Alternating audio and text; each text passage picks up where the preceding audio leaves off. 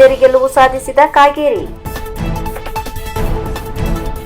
ಉತ್ತರ ಕನ್ನಡದ ಲೋಕಸಭೆ ಕ್ಷೇತ್ರ ಬಿಜೆಪಿಯ ಭದ್ರಕೋಟೆ ಎನ್ನುವುದಾಗಿ ಮತ್ತೊಮ್ಮೆ ಸಾಬೀತಾಗಿದೆ. ಅಭ್ಯರ್ಥಿ ಯಾರೇ ಆಗಿರಲಿ ನಮಗೆ ಕಮಲದ ಹೂ ಮುಖ್ಯ ಎನ್ನುವುದು ಮತದಾರರು ಸ್ಪಷ್ಟವಾಗಿ ನಿರೂಪಿಸಿದ್ದಾರೆ. ವಿಶ್ವೇಶ್ವರ ಹೆಗಡೆ ಕಾಗೇರಿಯವರು ಗೆಲುವನ್ನು ಸಾಧಿಸುತ್ತಾರೆ. ಆದರೆ ಮತಗಳ ಅಂತರ 40,000ದಿಂದ 60,000 ಎನ್ನುವ ಮಾತು ಕೇಳಿ ಬಂದಿತ್ತು. ಬಿಜೆಪಿಯವರು 1.5ರಿಂದ 2 ಲಕ್ಷದ ಅಂತರದಿಂದ ಗೆಲುವು ಸಾಧಿಸುತ್ತಾರೆ ಎಂದಿದ್ದರು. ಕಾರಣ ಬಿಜೆಪಿ ಶಾಸಕರಾಗಿದ್ದರೂ ಪ್ರಚಾರಕ್ಕೆ ತೆರಳದ ಶಿವರಾಮ ಹೆಬ್ಬಾರ್, ಸಂಸದರಾಗಿದ್ದ ಅನಂತಕುಮಾರ್ ಹೆಗಡೆ ಅವರ ತಟಸ್ಥ ಧೋರಣೆ. ಫಲಿತಾಂಶ ಬಂದ ನಂತರ ಗೊತ್ತಾಗಿದ್ದು ಏನೆಂದರೆ, ಉತ್ತರ ಕನ್ನಡ ಲೋಕಸಭೆ ಕ್ಷೇತ್ರದ ಮತದಾರ ವ್ಯಕ್ತಿನಿಷ್ಠ ಅಲ್ಲ, ಪಕ್ಷನಿಷ್ಠ ಎನ್ನುವುದು. ಇನ್ನೊಂದು ವಿಚಾರವೇನೆಂದರೆ, ವಿಧಾನಸಭೆ ಚುನಾವಣೆಯೇ ಬೇರೆ, ಲೋಕಸಭಾ ಚುನಾವಣೆಯೇ ಬೇರೆ ಎನ್ನುವುದನ್ನು ಮತದಾರ ಪ್ರಭುಗಳು ತಿಳಿಸಿಕೊಟ್ಟಿದ್ದಾರೆ. ವಿಶ್ವೇಶ್ವರ ಹೆಗಡೆ ಕಾಗೇರಿಯವರು 3,37,428 ಮತಗಳ ಅಂತರದಿಂದ ಗೆಲುವು ಸಾಧಿಸಿದ್ದಾರೆ. ಪ್ರಧಾನಿ ನರೇಂದ್ರ ಮೋದಿ ಅವರ ಪರ ಒಲವು ಇರುವುದನ್ನು ಕ್ಷೇತ್ರ ಮತದಾರರು ಸಾಕ್ಷೀಕರಿಸಿದ್ದಾರೆ. ಕೊಟ್ಟಿಗೆಗೆ ವಿದ್ಯುತ್ ಶಾರ್ಟ್ ಸರ್ಕ್ಯೂಟ್, ಅಪಾರ ಪ್ರಮಾಣದ ಹಾನಿ. ತಾಲೂಕಿನ ಕೆಂಚಗದ್ದೆ ನಯನಾ ಮಂಜುನಾಥ್ ಹೆಗಡೆ ಅವರಿಗೆ ಸೇರಿದ ಕೊಟ್ಟಿಗೆಗೆ ವಿದ್ಯುತ್ ಶಾರ್ಟ್ ಸರ್ಕ್ಯೂಟ್ನಿಂದ ಆಕಸ್ಮಿಕವಾಗಿ ಬೆಂಕಿ ತಗುಲಿ ಅಪಾರ ಪ್ರಮಾಣದ ಹಾನಿ ಉಂಟಾದ ಘಟನೆ ಭಾನುವಾರ ರಾತ್ರಿ ನಡೆದಿದೆ. ಕೊಟ್ಟಿಗೆಯಲ್ಲಿದ್ದ ಜಾನುವಾರುಗಳನ್ನು ರಕ್ಷಣೆ ಮಾಡಲಾಗಿದೆ. ಆದರೆ 400ಕ್ಕೂ ಹೆಚ್ಚು ಬೆಳೆ ಹುಲ್ಲಿನ ಪೆಂಡಿ ಹಾಗೂ 100 ಪೆಂಡಿ ಕರಡ ಸೇರಿ ಅಪಾರ ಹಾನಿ ಉಂಟಾಗಿದೆ. ಜೊತೆಗೆ ಕಟ್ಟಿಗೆಗಳು ಸುಟ್ಟು ಕರಕಲಾಗಿದ್ದು, ಅಂದಾಜು 5 ಲಕ್ಷ ರೂಪಾಯಿಗೂ ಅಧಿಕ ಹಾನಿ ಉಂಟಾಗಿದೆ ಎನ್ನಲಾಗಿದೆ. ಅಗ್ನಿಶಾಮಕ ದಳದವರು ಸ್ಥಳಕ್ಕೆ ಧಾವಿಸಿ ಬೆಂಕಿ ನಂದಿಸುವಲ್ಲಿ ಸಹಕರಿಸಿದ್ದಾರೆ.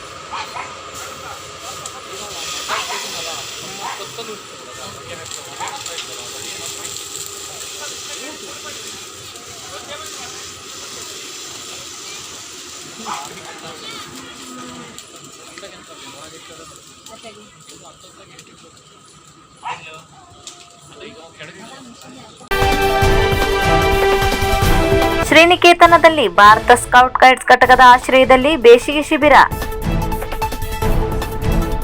ಶ್ರೀನಿಕೇತನ ಶಾಲೆಯ ಪ್ರಸಕ್ತ ಶೈಕ್ಷಣಿಕ ವರ್ಷ 2024-25ರ ಪ್ರಾರಂಭದಲ್ಲಿ ಭಾರತ ಸ್ಕೌಟ್ ಗೈಡ್ಸ್ ಘಟಕದ ಆಶ್ರಯದಲ್ಲಿ ಬೇಸಿಗೆ ಶಿಬಿರವನ್ನು ಸೋಮವಾರ ಉದ್ಘಾಟಿಸಲಾಯಿತು. ಸಭಾ ಕಾರ್ಯಕ್ರಮಕ್ಕೆ ಭಾರತ ಸ್ಕೌಟ್ ಗೈಡ್ಸ್ ಶಿರ್ಸಿಯ ಜಿಲ್ಲಾ ಮುಖ್ಯ ಆಯುಕ್ತ ವಿಎಚ್ ಭಟ್ಕಳ ಹಾಗೂ ಸಹಾಯಕ ರಾಜ್ಯ ಸಂಘಟನಾ ಆಯುಕ್ತ ವೀರೇಶ್ ಮಾದರ್ ಅತಿಥಿಗಳಾಗಿ ಆಗಮಿಸಿದರು. ಶಾಲೆಯ ಉಪ ಪ್ರಾಂಶುಪಾಲ ವಸುಧಾ ಹೆಗಡೆ ಉಪಸ್ಥಿತರಿದ್ದರು. ಗಣ್ಯರು ಮಕ್ಕಳನ್ನುದ್ದೇಶಿಸಿ ಮಾತನಾಡಿ, ಶಿಸ್ತು, ದೇಶಪ್ರೇಮ, ಸಹಾಯ ಮನೋಭಾವ ಇನ್ನಿತರ ಗುಣಗಳನ್ನು ತಮ್ಮಲ್ಲಿ ಬೆಳೆಸಿಕೊಂಡು ಪಠ್ಯ ಮತ್ತು ಪಠ್ಯೇತರ ಚಟುವಟಿಕೆಗಳಲ್ಲಿ ಪಾಲ್ಗೊಳ್ಳಬೇಕಾಗಿ ಮಕ್ಕಳಲ್ಲಿ ಅರಿವು ಮೂಡಿಸಿದರು. ಅನಂತರ ವಿದ್ಯಾರ್ಥಿಗಳಿಗೆ ಬಿಸ್ಕೆಟ್ ಮತ್ತು ಜ್ಯೂಸ್ ವಿತರಿಸಲಾಯಿತು. ಕಾರ್ಯಕ್ರಮವನ್ನು ಗೈಡ್ಸ್ ನಾಯಕಿ ಸಹ ಶಿಕ್ಷಕಿ ದೀಪಾ ಮಡ್ಗಾಂವ್ಕರ್ ನಿರೂಪಿಸಿದರು. ಸ್ಕೌಟ್ ಮಾಸ್ಟರ್ ಆಗಿ ನೂತನವಾಗಿ ನಿಯುಕ್ತರಾದ ಶಾಲೆಯ ದೈಹಿಕ ಶಿಕ್ಷಕರು ಬಸವರಾಜ್ ಹೊಸ್ಮನಿ ಉಪಸ್ಥಿತರಿದ್ದರು. ಕಷ್ಟ ಎದುರಿಸಿದರೆ ಮಾತ್ರ ಸಾಧನೆ ಸಾಧ್ಯ. ಗುರುದೇವ ಪದವಿ ಪೂರ್ವ ವಿಜ್ಞಾನ ಮಹಾವಿದ್ಯಾಲಯದಲ್ಲಿ ನಡೆದ ಕಾರ್ಯಕ್ರಮದಲ್ಲಿ ಜಗನ್ನಾಥ್ ನಾಡಿಗೇರ್ ಸಲಹೆ.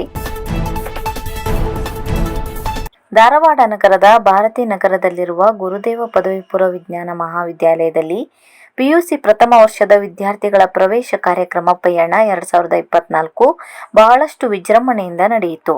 ಕಾರ್ಯಕ್ರಮದ ಮುಖ್ಯ ಅತಿಥಿಯಾದ ಶೈಕ್ಷಣಿಕ ತರಬೇತುದಾರ ಜಗನ್ನಾಥ್ ನಾಡಿಗೆಯವರು ಮಾತನಾಡಿ, ಪಿಯು ಶಿಕ್ಷಣವು ನೀವು ಕಲಿಯುವುದಷ್ಟೇ ಅಲ್ಲ, ಅದು ನಿಮ್ಮ ಭವಿಷ್ಯವನ್ನು ರೂಪಿಸಿಕೊಳ್ಳಲಿಕ್ಕೆ ಇದೆ. ಪ್ರತಿ ವಿದ್ಯಾರ್ಥಿಗೆ ಗುರಿ ಇರಬೇಕು. ಗುರಿ ಮುಟ್ಟಲು ಬೇಕಾಗುವ ಉದ್ದೇಶ, ಆದ್ಯತೆ, ಪ್ರಕ್ರಿಯೆ ಬಹಳಷ್ಟು ಮುಖ್ಯ. ಗುರಿ ಮುಟ್ಟಲು ಬೇಕಾಗುವ ಛಲ ನಿಮ್ಮ ರಕ್ತದ ಪ್ರತಿಕಣದಲ್ಲೂ ಇರಬೇಕು. ನಿಮ್ಮ ಭವಿಷ್ಯದ ಆಯ್ಕೆಯು ನಿಮ್ಮ ಕೈಯಲ್ಲಿದೆ. ಜೀವನದಲ್ಲಿ ಬರುವ ಕಷ್ಟ ಸಮಸ್ಯೆಯನ್ನು ಎದುರಿಸಿದಾಗ ಮಾತ್ರ ಸಾಧನೆ ಮಾಡಲು ಸಾಧ್ಯ. ಅದೇ ರೀತಿ ಗ್ರಹಣ ಶಕ್ತಿ, ಸ್ಮರಣ ಶಕ್ತಿ, ಅಭಿವ್ಯಕ್ತಿ ಸಾಮರ್ಥ್ಯ ವಿದ್ಯಾರ್ಥಿಗಳಿಗೆ ಇರಲೇಬೇಕು. ಸತತ ಪ್ರಯತ್ನ, ಪ್ರಾಮಾಣಿಕತೆ, ಪರಿಶ್ರಮದಿಂದ ಗುರಿಯನ್ನು ಮುಟ್ಟಲು ಸಾಧ್ಯ ಎಂದರು.